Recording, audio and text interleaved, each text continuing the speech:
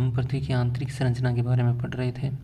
पृथ्वी की आंतरिक संरचना में हमने इसके बारे में जानकारी देने वाले जो अप्राकृतिक स्रोत थे, ताप, दबाव और घनत्व, उनके बारे में पढ़ लिया था। प्राकृतिक स्रोत में हमने ज्वालामुखी के बारे में पढ़ लिया था। अब इस वीडियो लेक्चर में हम पृथ्वी के आंतरिक भाग के बारे में जो सर्वोत्तम जानकारी देने वाला स्रोत है भूकंप, उसके बारे में अध्ययन करेंगे और वो कैसे हमें आंतरिक भाग की जानकारी प्रदान करता है और क्या क्या जानकारियाँ प्रदान करता है। इन सब चीज़ों का अध्ययन हम इस वीडियो लेक्चर में करेंगे। सबसे पहले हम बात करें भूकंप की कि भूकंप है क्या। तो भूकंप क्या है? एक पृथ्वी का कंपन, पृथ्वी का जो कंपन होता है उसे ही हम क्या कहते हैं? भूकंप कहते हैं। अब ये पृथ्वी में कंपन होते क्यों हैं? पृथ्वी के आंतरिक भाग में बहुत सारे ऐसे तत्व हैं जो ऊर्जा को निष्कासित करते रहते हैं। यही ऊर्जा संचित होकर बाद में निष्कासित होती है। वो चट्टानों को ही एक तरह से चट्टानों से ऊर्जा प्रवाहित करती है और वो ऊर्जा इन चट्टानों में कंपन का कारण बनती है। तो जो ऊर्जा निष्कासित होती है वो ऊर्जा तरंगों के रूप में होती है और वो तरंगे ही पृथ्वी के धरातल में एक तरह से कंपन उत्पन्न करते हैं और वही क्या होता है? भूकंप कहलाता है। तो पृथ्वी के आंतरिक भाग में कोई ना कोई पॉइंट, कोई ना कोई बिंदु ऐसा होगा जहाँ से इस ऊर्जा का संचरण या जहाँ से इस ऊर्जा की शुरुआत होगी बाहर की ओर निष्कासित होने की।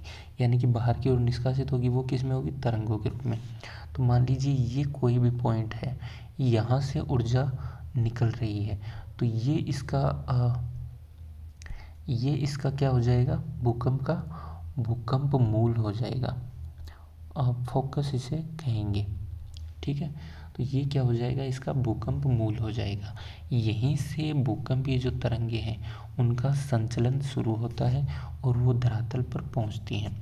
अब इस बिंदु से धरातल का सबसे नज़दीकतम जो बिंदु होगा, मान लो इस बिंदु से इस भूकंप मूल से ये वाला जो बिंदु है ये धरातलीय सतह पर सबसे नज़दीकतम बिंदु है, ठीक है। हम ये मान लेते हैं। तो ये एकदम नज़दीकतम और इसके एकदम लंबवत होगा और यही वो जगह होगी जहाँ पर सबसे पहले भूकंपीय तरंगे महसूस की जाएंगी। तो इस बिंदु को हम क्या कहेंगे? अधिकेंद्र कहेंगे। इस बिंदु को क्या कहेंगे? अधिकेंद्र, एपिसेंटर इसे हम कहेंगे। तो दो तीन चीज़ें, पृथ्वी का कंपन क्या कहलाता है? भूकंप। और ये भूकंप किस कारण उत्पन्न होता है? पृथ्वी के आंतरिक भाग में से जो ऊर्जा निष्कासित होती है उनके द्वारा। जहाँ से ये तरंगे जो ऊर्जा निकलती है वो तरंगों के रूप में निकलती है और जहाँ से ये तरंगे शुरू होती हैं पृथ्वी के आंतरिक भाग में उसे हम क्या कहते हैं? भूकंप मूल कहते हैं। और धरातल का वह भाग जहाँ पर सबसे पहले इन तरंगों को महसूस किया जाता है, जो भूकंप मूल से सबसे नज़दीक धरातल का भाग होता है या भूकंप मूल के एकदम लंबवत होता है, उसे हम क्या कहेंगे? अधिकेंद्र या एपिसेंटर कहेंगे। तो ये तो मेन जो भूकंप की बातें थी वो थी। अब भूकंप की जो तरंगे होती हैं वो तरंगे तीन प्रकार की होती हैं, मुख्यतः वो तीन प्रकार की होती हैं। सबसे पहले है पी तरंगे, इन्हें प्राथमिक तरंगे कहते हैं। पी तरंगे प्राइमरी वेव्स इन्हें कहते हैं, प्राथमिक तरंगे इन्हें कहते हैं। ये एक तरह से ध्वनि तरंगों के जैसी होती हैं। और ध्वनि तरंगे कैसे होती हैं कि ये आपको ध्यान में रखना है कि तरंग है वो एक तरह से कणों का ही आगे की ओर चलना होता है। तो ध्वनि तरंगे होती हैं वो कणों में, उनमें कण क्या होते हैं? एक बार तो बहुत नज़दीक होते हैं और फिर अगले क्षण वो क्या होते हैं? बहुत दूर दूर हो जाते हैं, ठीक है। बाद में वापस वो क्या आ जाएंगे? नज़दीक आ जाएंगे। तो ये जो सिचुएशन होती है, यानी कि इसमें आगे पीछे धक्के मारते हुए ये कण चलते हैं। तो ऐसी जो तरंगे होती हैं वो कौन सी तरंगे होती हैं? अनुदैर्ध्य तरंग होती हैं।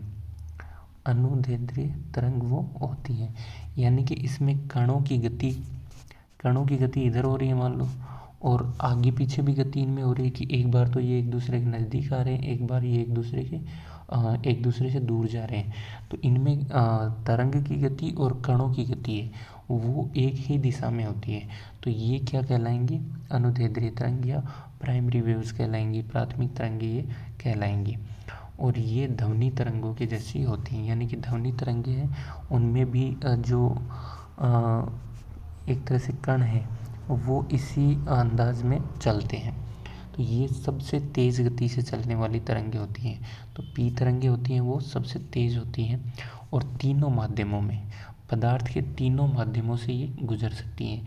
ये ठोस से भी गुजर सकती हैं, तरल से भी गुजर सकती हैं और गैस से भी गुजर सकती हैं।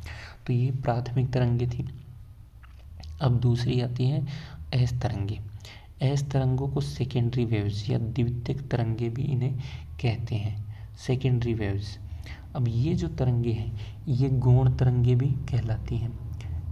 एस तरंगों को गौण तरंगे भी कहते हैं। ये जल तरंगों या प्रकाश तरंगों के समान होती हैं, यानी कि एक तो जल में जो तरंग लहर चलती है या जो प्रकाश के फोटोन चलते हैं, एक तरह से जो प्रकाश तरंगे होती हैं वो सेकेंडरी वेव जैसी होती हैं, यानी कि वो अनुप्रस्थ तरंगे होती हैं।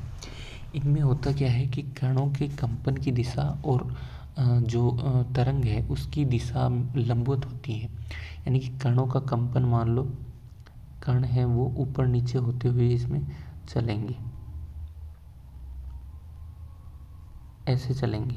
तो अब देखो कण तो यूं चल रहे हैं ऊपर नीचे करते हुए, और इस तरंग की दिशा क्या है, ये है, यानी कि इसमें कण है वो इसके लंबवत चल रहे हैं, किसके, तरंग की दिशा के। तो इसमें कणों की दिशा और जो तरंग की दिशा होती है वो एक दूसरे की क्या होती है, लंबवत होती हैं। तो ये द्वितीयक तरंगे कहलाती हैं। जल तरंगे भी ऐसी होती हैं और प्रकाश तरंगे भी ऐसी होती हैं। जल में जैसे कोई तालाब या झील वगैरह होती है, उसमें हम पत्थर फेंकते हैं या वो स्थिर जल है वो थोड़ा सा भी हिलता है तो उसमें तरंगे उत्पन्न हो जाती हैं। तो हम देखते हैं ना वो ऊपर नीचे होकर वो तरंगे चलती हैं, तो वो एक तरह से अनुप्रस्थ तरंगे होती हैं। और एस तरंगे हैं वो ऐसे ही चलती हैं। तो ये एस जो तरंगे हैं वो पी तरंगों से कम वेगवान होती हैं, यानी कि पी तरंगों से वो धीमी गति से वो चलती हैं, पी तरंगों जितनी तेज वो नहीं चलती हैं। तो पहली एस तरंग हो गई और अब है वो पी तरंग पहले हो गई थी, अब एस तरंग हमने पढ़ ली है। इसकी जो तीसरी तरंगे हैं भूकंप की वो कौन सी हैं, एल तरंगे। और इन्हें धरातलीय तरंगे भी कहते हैं। और धरातलीय तरंगे क्यों कहते हैं, क्योंकि ये दोनों पृथ्वी के आंतरिक भाग में भी चलती हैं, इसलिए इन्हें बॉडी वेव्स भी कहते हैं। जबकि ये तरंगे हैं ये केवल पृथ्वी के धरातल पर, यानी कि आंतरिक भाग में पी और एस दोनों चल सकती हैं, लेकिन ये जो धरातल है इस पे कौन सी चलेगी, एल तरंगे चलेंगी। ठीक है, तो यानी कि एल तरंगे हैं वो केवल और केवल इसके धरातल पे चलती हैं, इसलिए इन्हें सरफेस वेव्स या सतही तरंगे भी कहते हैं। ये सबसे लंबा मार्ग तय करती हैं। क्यों, क्योंकि अगर मान लो ये बिंदु है तो पी तरंगे हैं वो तो हर दिशा में जाएंगी, तो ये यहाँ तक पहुँचने में छोटा मार्ग तय करेंगी। अब मान लो ये अधिक अंदर है तो एल तरंगे हैं वो पूरा इसको पार करेंगी। ठीक है, तो एल तरंगे हैं वो सबसे ज़्यादा लंबा मार्ग तय करती हैं और सबसे धीमी गति से ये चलती हैं। लेकिन सबसे ज़्यादा विनाशकारी जो तरंगे हैं वो कौन सी होती हैं, एल तरंगे होती हैं। जो भूकंप के टाइम नुकसान होता है, चाहे वो हमारा जितना भी इंफ्रास्ट्रक्चर है उसका हो, चाहे जो पृथ्वी की विभिन्न लैंडस्केप्स हैं उनमें कोई भी उत्थान या फिर अवतलन होता हो, वो सारे किसके कारण होते हैं, एल तरंगों के कारण होते हैं। तो ये तीन मुख्य तरंगे हैं, आंतरिक तरंगे पी और एस, एल तरंग है वो है सरफेस वेव्स। तो ये जो पी और एल तरंगे हैं इनकी कुछ विशेषताएं होती हैं, और वो विशेषताएं क्या होती हैं, पी और एस तरंगे जो हैं, पी और एस तरंगे एक समान घनत्व अगर इन्हें मिल जाए, एक समान घनत्व वाला कोई पदार्थ हो, एक समान घनत्व वाला पदार्थ, तो उसमें ये सीधी रेखा में और एक वेग से गतिशील होती हैं, यानी कि सीधी रेखा में चलेंगी। अगर एक समान घनत्व वाले पदार्थों से पी और एस तरंगे गुजर रही हैं तो ये सीधी रेखा से चलेंगी और एक समान वेग से चलेंगी। ठीक है, लेकिन अगर जैसे ही घनत्व में अंतर आया, मान लो इतने पदार्थ का घनत्व तो एक जैसा था और ये p तरंग चल रही है, और आगे वाला जो पदार्थ है उसमें घनत्व में थोड़ा सा भी परिवर्तन हो जाता है, तो इनकी गति और दिशा, यानी कि दिशा मान लो ये हो गई, और गति अगर घनत्व ज़्यादा है तो बढ़ जाती है और घनत्व कम है तो घट जाती है। तो घनत्व में अंतर आते ही इन p और s तरंगों की गति और दिशा है वो दोनों क्या हो जाती हैं, बदल जाती हैं। तो ये इनकी एक महत्वपूर्ण विशेषता है।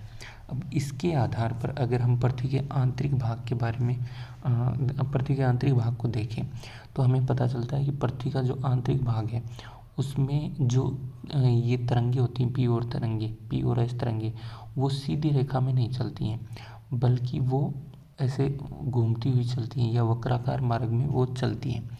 और वक्राकार मार्ग में चलने का मतलब क्या होता है कि पृथ्वी के आंतरिक भाग में विभिन्न जगहों पर घनत्व में अंतर मिलता है, और इसी अंतर के कारण पृथ्वी के आंतरिक भाग में p और s तरंगे अलग अलग गति से और वक्राकार मार्ग में चलती हैं। वो सीधे मार्ग में नहीं चलती हैं। क्यों? क्योंकि पृथ्वी के आंतरिक भाग में घनत्व में अंतर हमें मिलता है, इसलिए। तो ये तो थी p और s तरंगों की जो कॉमन एक तरह से विशेषता है वो। अब जो s तरंगे हैं उनकी एक अलग विशेषता होती है कि ये जो तरल पदार्थ हैं उन तरल पदार्थों से नहीं गुजर सकती। s तरंगे हैं वो तरल पदार्थों से नहीं गुजर सकती।